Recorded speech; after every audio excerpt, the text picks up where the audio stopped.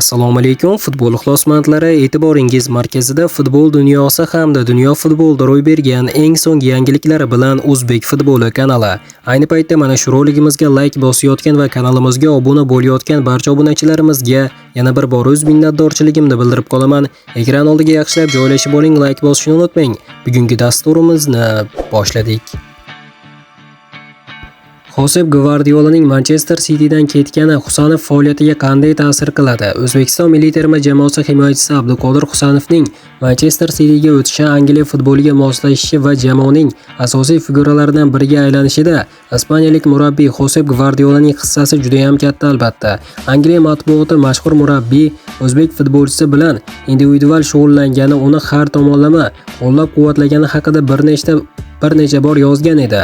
Ammo Josep Gvardiola o'tgan mavsum yakunlangach, hali 1 yillik shartnomasi bo'lishiga qaramay Manchester Cityni tark etishga qaror qildi. Xo'sh, Gvardiolaning yo'qligi Abduqodirning faoliyatiga qanday ta'sir qiladi?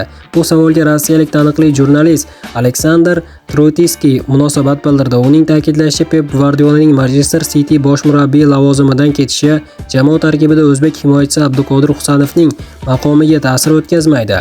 Abduqodir Husanov Manchester City bilan 2031-yilgacha mo'ljallangan yangi shartnoma imzoladi. Bu Gvardiolaning ketishi Husanovga ta'sir qilmasligini ko'rsatadi.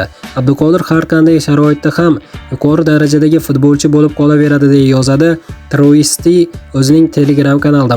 Ma'lumot uchun, Abduqodir Husanov 2025-yilning yanvaridan buyon Manchester City sharafini himoya qilib kelmoqda.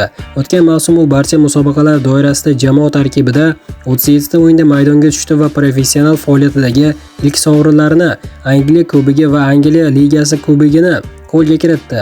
Abduqodir Husanov uzoq davom etgan mavsumni 2026-yildagi Jahon chempionati bilan yakunladi. Ayni paytda 22 yoshli himoyachi yangi bosh murabbiy Enzo Maresca qo'l ostida yangi mavsumga tayyorgarlik ko'rmoqda. Abduqodir Husanov APLni qanday hayratga soldi? Jahon futbolining eng nufuzli va murakkab chempionati Angliya Premier Ligasining rasmiy X akkaunti Manchester City tarkibida to'p suruvchi o'zbekistonlik himoyachi Abduqodir Husanovning kuchli jihatlaridan birini alohida e'tirof etdi.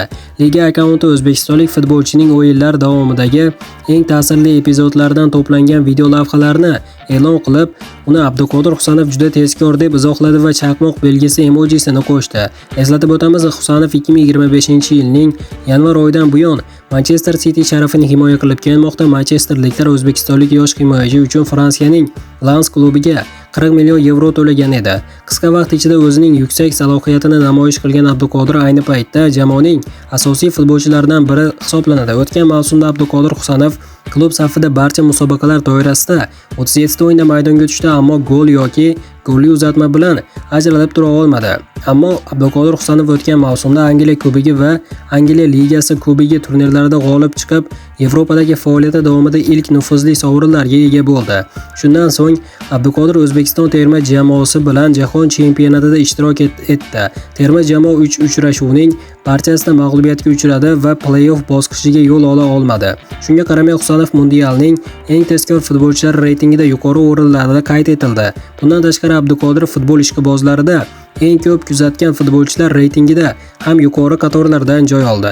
Qadrli do'stlar, albatta nima bo'lganda ham hamyurtimizga kelasi mavsumlarda ham omad tilab qo'ygan holda kommentariyaga tushib, "Olg'a O'zbekiston, olg'a Abduqodir Husanov" deb yozib qo'yishni unutmang do'stlar. Albatta Abduqodir Husanovning Manchester Cityda o'ynashi O'zbekiston futboliga ham juda katta ta'sir o'tkazmoqda. Albatta hamyurtimizga omad tilab qolamiz. Mana do'stlar, bugungi videoda yetkazmoqchi bo'lgan yangiliklarimiz mana shulardan iborat edi. Video yoqqan bo'lsa like bosishni unutmang. Keyingi dasturlarimizda ko'rishguncha xayr, o'zingizni ehtiyot qiling. O'zbek futboli kanalimizdan uzoqlashmang. Eng so'nggi yangiliklar va eng so'nggi transferlar faqatgina O'zbek futboli kanalida bo'ladi. Xayr, o'zingizni ehtiyot qiling. O'zbek futboli kanalimizdan uzoqlashmang.